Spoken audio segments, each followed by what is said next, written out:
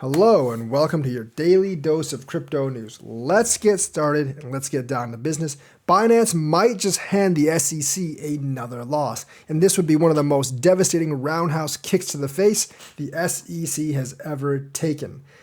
You know, the SEC failed to actually get access immediately to all of Binance's software records. Well, now Binance, on the eve of that win, is fighting back, and they filed a motion for the court to dismiss the SEC lawsuit because, surprise, surprise, the SEC has not provided clarity. They don't really have much to go on.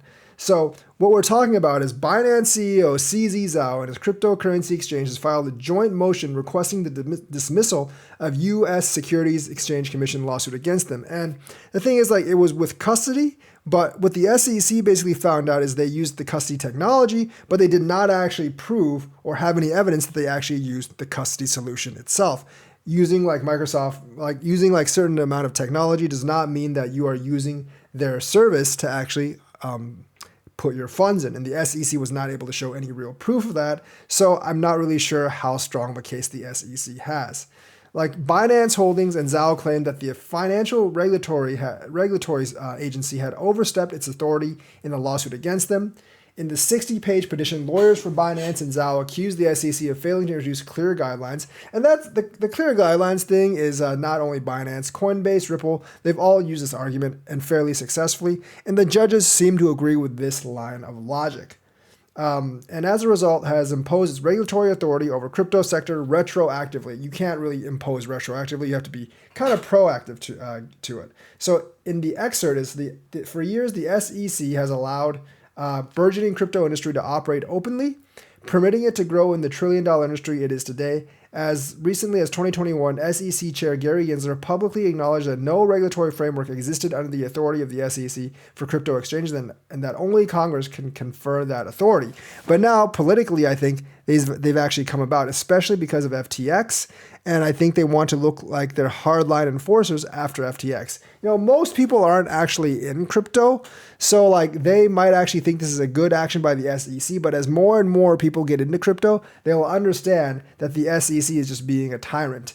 In late 2022, however, the SEC suddenly reversed course and asserted that virtually all crypto assets are securities subject to its authority. So this is Gensler trying to basically project his own authority as well as to establish his reputation. But his reputation is getting tarnished, and I think he's doing everything he can to save it, and he wants to reverse the situation, which is pretty much impossible.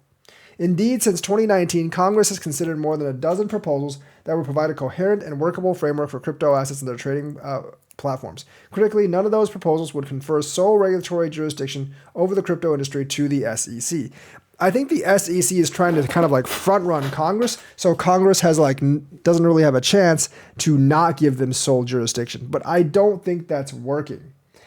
Despite this, the SEC now seeks to expand its authority and file this lawsuit, asserting claims against Binance Holdings Limited, BHL, and Changpeng Zhao, among others. It is clear that the SEC's lawsuit has no foundation in the current enacted securities laws, which is right. And don't think the SEC is going to win this automatically.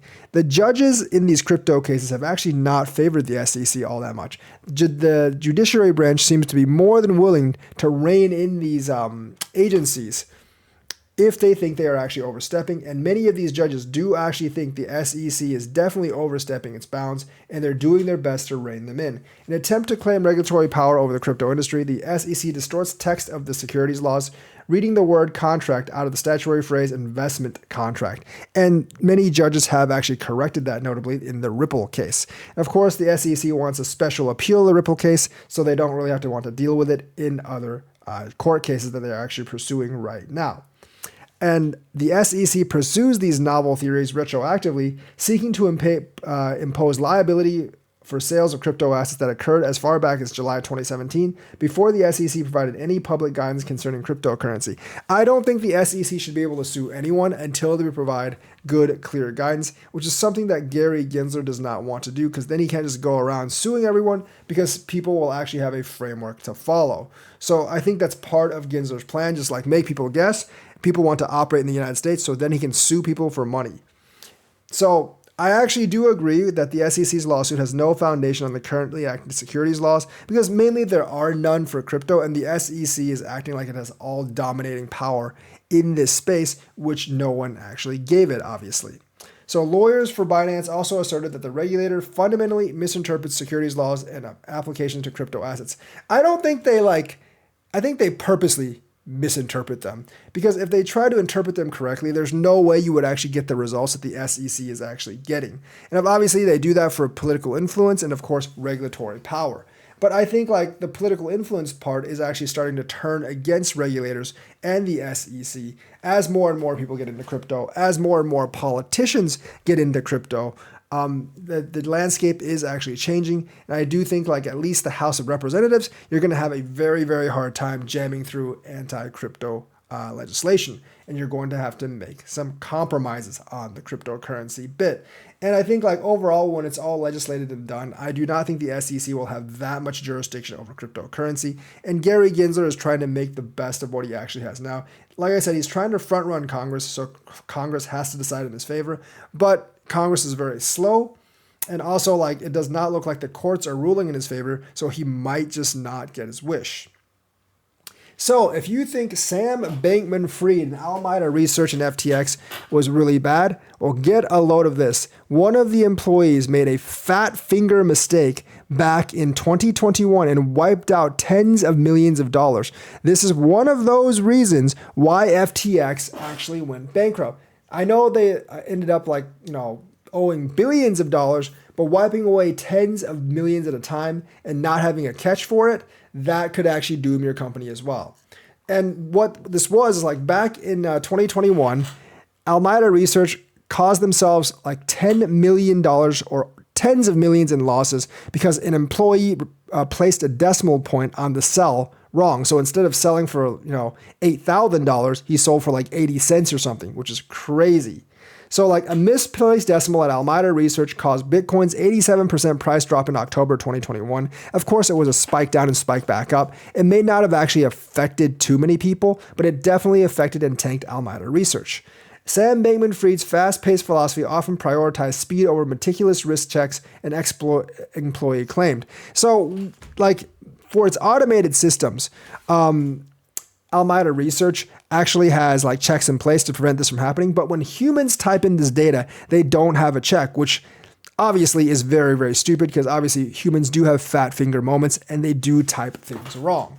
So this is one of those reasons why FTX and Alameda Research eventually lost all those millions of dollars and they were insolvent. So a former Alameda Research employee recently discussed how an event led to a dramatic 87% drop in Bitcoin's value back in 2021, less than a year before Alameda FTX went bankrupt.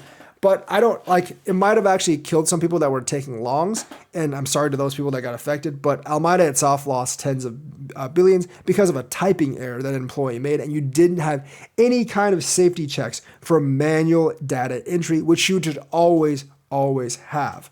So the plunge, which saw Bitcoin plummet from $65,000 to a mind-numbing $8,000 on certain platforms, was attributed to a simple human error, a misplaced decimal point.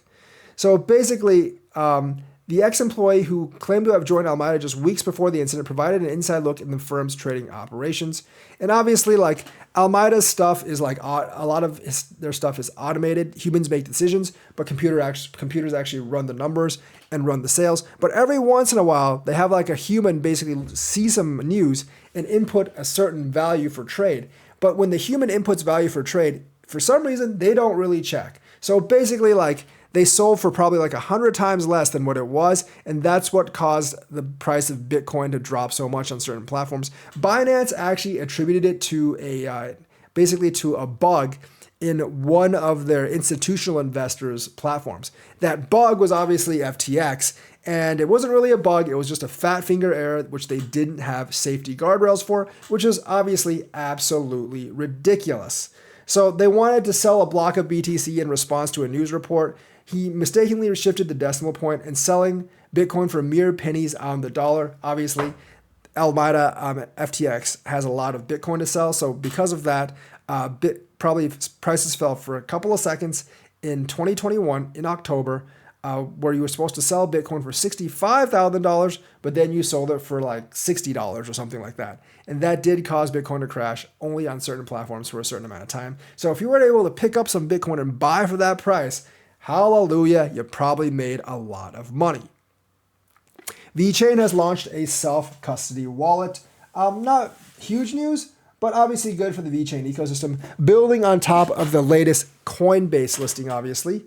They celebrate a new milestone with the launch of its native self-custody wallet.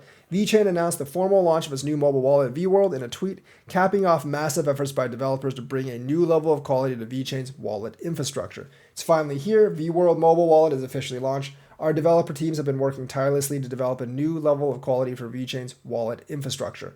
So that's pretty cool. New features, new wallet. Very, very nice. Hopefully VeChain actually gets a little bit of a bump because of all these developments. And there could actually be a big Ethereum sell-off coming. We talked about this during the earlier stream today.